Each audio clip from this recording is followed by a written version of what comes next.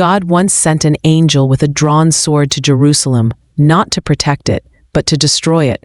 In just 72 hours, 70,000 Israelites died from a plague sent directly from heaven, all because of King David's sinful census. This judgment wasn't about numbers, but about trust. David counted his army to measure his own strength rather than relying on God. The story reveals how pride blinds even godly leaders and why God must sometimes break our self-reliance before we ruin ourselves.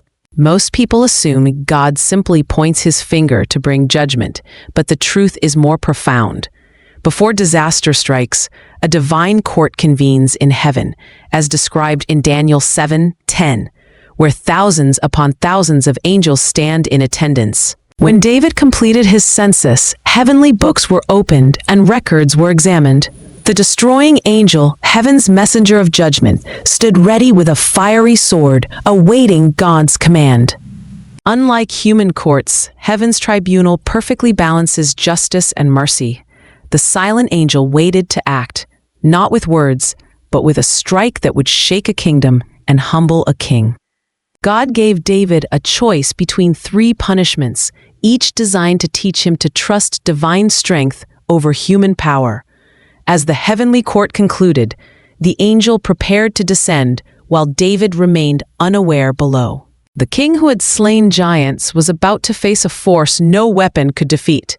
His response would reveal shocking truths about divine justice and mercy that still apply today. These events aren't just ancient history, but timeless warnings against pride and self-reliance. Even great leaders like David had to learn that human strength leads to disaster without humble dependence on God. When the destroying angel received its orders, Jerusalem faced devastation meant to sever David's trust in military might. Through judgment, God sought restoration, proving his severest actions often contain his deepest mercies. We often think of messengers bringing words on scrolls, but God's heavenly messengers sometimes deliver their messages in far more powerful ways.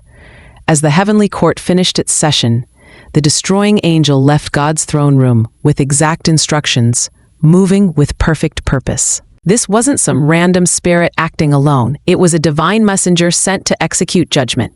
The moment had come for the sword to leave its sheath, and when it appeared over Israel, even the bravest warriors trembled. This wasn't a gentle guardian angel, but a warrior of heaven carrying judgment in its hands. Its actions, not words, delivered the message, moving with terrible efficiency, like a surgeon, to show that pride has consequences.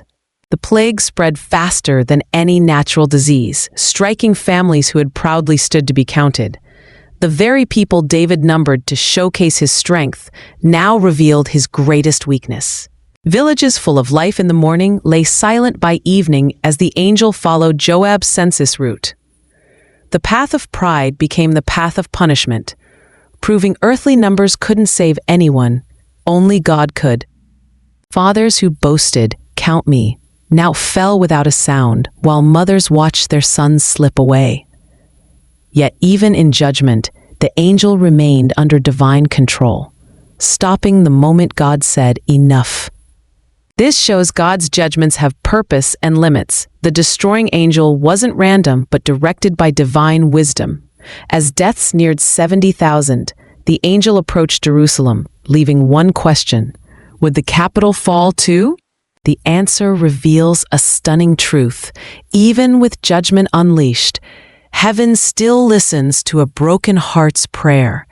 This plague wasn't a natural sickness, but a supernatural message written across the nation. It defied all rules, spreading not randomly, but with intent, mirroring Joab's census route. As grief spread from Dan to Beersheba, cries arose, "Why punish us?" The king ordered the count. Neither wealth nor status could stop the plague. Rich and poor alike fell under heaven's sword. In 3 days, David learned what lifetimes couldn't teach. Trust in human strength invites divine correction. Poor people couldn't hide from it, and young soldiers who proudly stood to be counted now lay dying. The plague moved by God's design, indifferent to wealth or strength. Imagine how fast it spread. Joab spent 10 months counting Israel's army, yet the angel struck down 70,000 in just 3 days. What took months to build was undone in hours as death tolls climbed. Messengers raced to Jerusalem with grim reports. 50 dead here, 200 there, 1,000 elsewhere. Each number struck David like a hammer, revealing how quickly his mighty army could vanish. People begged God with sacrifices, prayers, and tears, but the angel kept moving. This wasn't mere punishment, it was a lesson, and the teaching wasn't finished.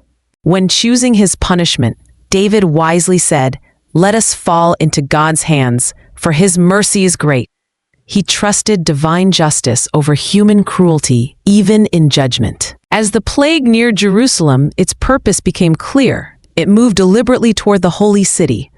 Like a targeted message, it followed the census route to its final destination. The plague shouted Psalm 14:6-3, "Don't trust princes or humans who cannot save." Each death proved armies couldn't protect Israel, only God could. To the suffering, it felt apocalyptic, but heaven saw measured purpose in every loss. The angel, now at Jerusalem's edge, prepared to deliver judgment's climax. The destroyer raised its sword over the capital, poised to strike, but then paused. For the first time, the unstoppable angel halted mid-action. David looked up and saw the terrifying sight. God's angel frozen between heaven and earth, sword drawn. The king who faced giants now crumpled in sackcloth and ashes. "I alone sinned," David cried. "These people are innocent. Punish me instead." The shepherd offered himself for his flock, as the angel waited for new orders. This wasn't a tired messenger needing rest. This was a perfect servant waiting for its master's voice. The sword that had brought death to thousands remained poised to bring the same to Jerusalem. The entire city held its breath. Would the holy city be spared? Would God's chosen capital be wiped out? Everything hung in the balance as the angel waited, sword still drawn. Then something amazing happened. God spoke again. "Enough," he said to the angel. "Withdraw your hand." The message of judgment paused as a new message of mercy prepared to take its place. Why did God stop the angel at Jerusalem's edge?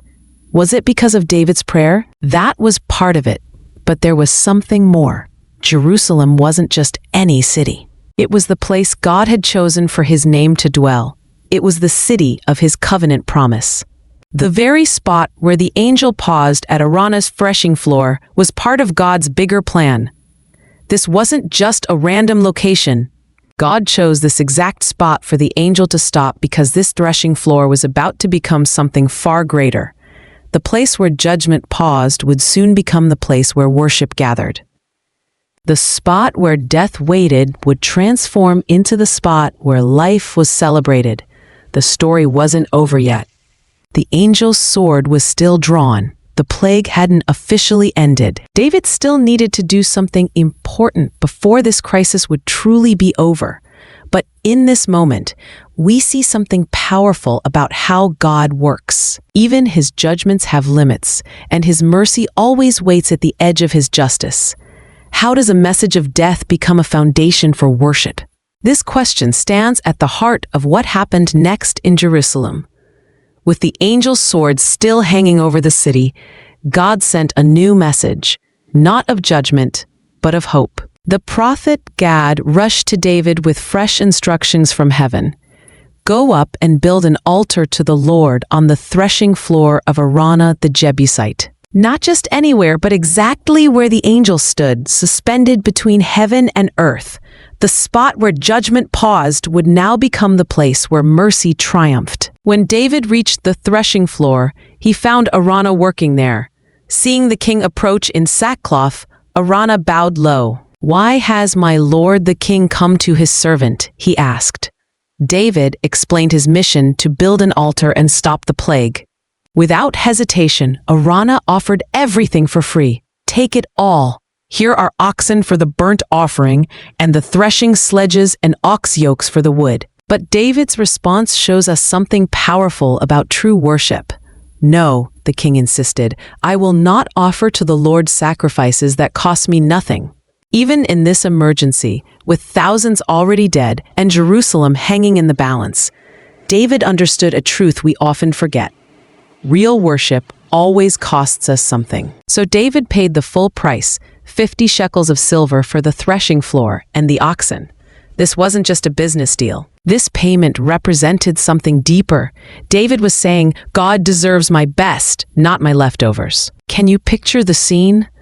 The angel of death hovers above with drawn sword, and the people of Jerusalem watch from behind closed doors. There stands their king, building an altar stone by stone right under the angel's sword. His hands must have trembled with each stone he placed. When the altar was complete, David prepared the sacrifices. These weren't just animals burning on stones. They represented what God wanted all along. As the smoke rose toward heaven, something amazing happened. The Bible tells us God answered David with fire from heaven on the altar. This wasn't just acceptance, it was divine confirmation. The message had been received and the lesson had been learned. Then the most beautiful sight of all, the angel sheathed its sword. The plague stopped and the suffering ended. But this wasn't just the end of a tragedy, it was the beginning of something greater. David declared, "The house of the Lord God is to be here." This very threshing floor would become the foundation of Solomon's temple. What started with counting soldiers ended with counting blessings. The place where an angel brought death became the place where people would find life through sacrifice and prayer for generations to come. That's how God works, turning our messes into messages and our tests into testimonies.